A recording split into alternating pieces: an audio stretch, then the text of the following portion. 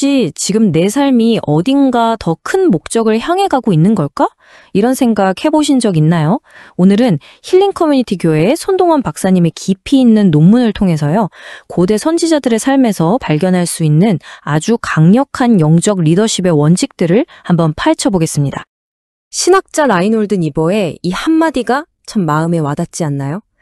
인생의 진짜 비극은 삶이 끝난다는 사실이 아니라 우리가 진짜 삶을 시작하는 걸 너무 오래 망설인다는 데 있다는 것, 이게 바로 오늘 우리가 탐구할 목적 있는 삶의 핵심입니다. 그리고 그 목적 있는 삶으로 가는 길을 안내해 줄 지도가 바로 손동원 박사님의 통찰력 가득한 논문인 거죠.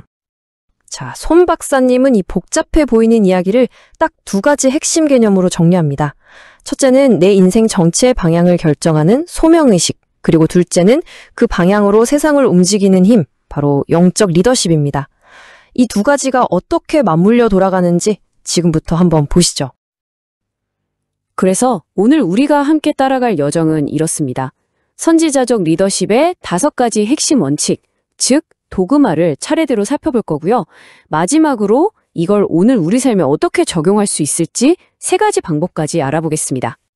자, 그럼 그 첫 번째 원칙부터 시작해 볼까요? 모든 건요, 하나의 감정에서 시작됩니다. 바로 손동원 박사님이 첫 번째 도그마로 꼽은 거룩한 부담감입니다. 근데 여기서 정말 중요한 관점의 정한이 필요해요.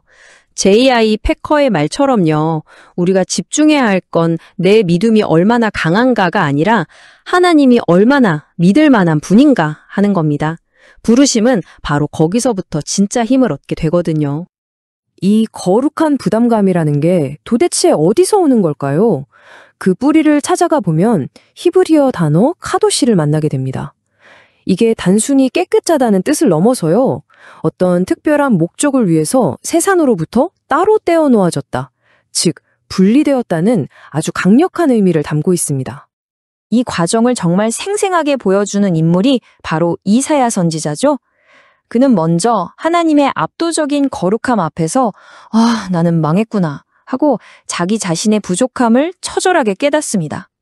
그리고 정결하게 되는 과정을 거친 뒤에야 비로소 제가 여기 있습니다, 저를 보내주십시오 하고 부르심에 응답할 수 있었던 거죠. 자, 그런데요, 이렇게 세상과 분리되어서 특별한 부르심을 따라가다 보면 필연적으로 마주치는 게 있습니다.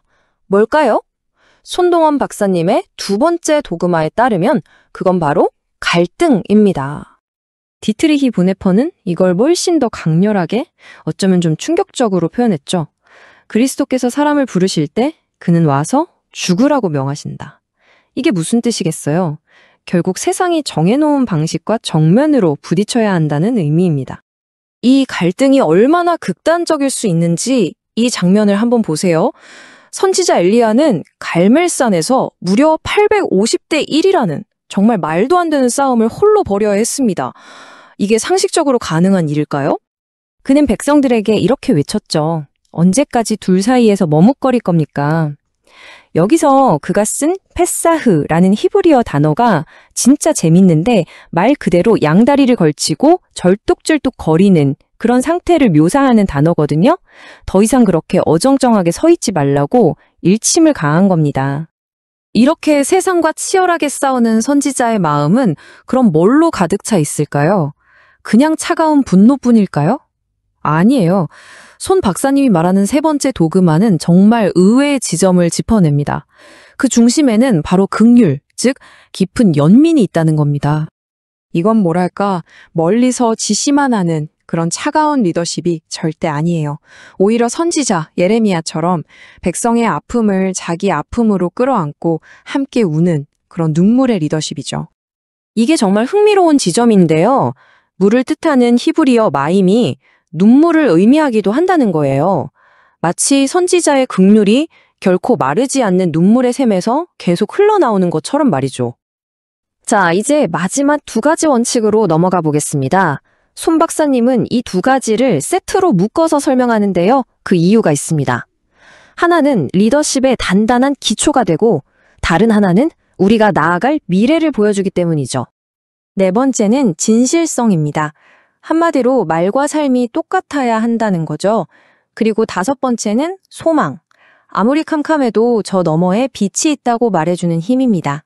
결국 진실성으로 오늘을 굳건히 살고 소망으로 미래를 열어젖히는 거예요. 이 2가지 원칙을 온몸으로 살아낸 선지자들이 있습니다. 바로 아모스와 호세아인데요. 아모스는 사회의 불의를 향해 정의를 외치면서 진실성이 뭔지 똑똑히 보여줬고요. 호세아는 그 기구한 삶 전체를 통해서 절대로 꺼지지 않는 소망이 무엇인지를 우리에게 증명해냈습니다.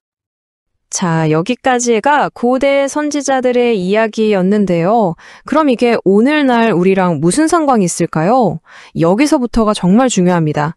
손동원 박사님이 이 원칙들을 오늘 우리가 실천할 수 있는 3가지로 아주 명쾌하게 정리해 주거든요. 그가 제시하는 실천 로드맵은 이 3단계로 이어집니다. 첫째, 내 뜻과 계획을 내려놓는 자기 부인.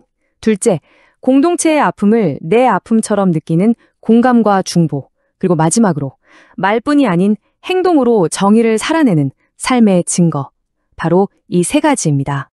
A.W. 토저의 말처럼 하나님이 우리를 부르시는 건 그냥 그 자리에 가만히 있으라는 게 절대 아니죠. 분명한 목적, 바로 변화를 만들어내기 위함입니다. 결국 이 모든 원칙은 딱 2가지로 요약됩니다. 말이 아닌 행동, 그리고 흔들리지 않는 진리. 이건 그냥 귀로만 듣고 끝나는 리더십이 아니라 우리 눈으로 직접 보고 확인할 수 있는 그런 리더십을 말하는 거죠. 자, 한번 정리해볼까요? 손동원 박사님이 그려준 이 선지자적 리더십은요, 단순히 오래된 종교적 모델이 아닙니다. 거룩한 부담감에서 시작해서 갈등을 정면으로 통과하고 긍휼로 사람들을 품고 진실성과 소망으로 결국 세상을 바꾸는 목적 있는 삶의 완벽한 청사진이라고 할 수 있습니다. 그래서 이 모든 이야기를 마주한 우리에게 남는 마지막 질문은 바로 이것입니다. 당신이 짊어져야 할 당신만의 거룩한 부담은 과연 무엇입니까?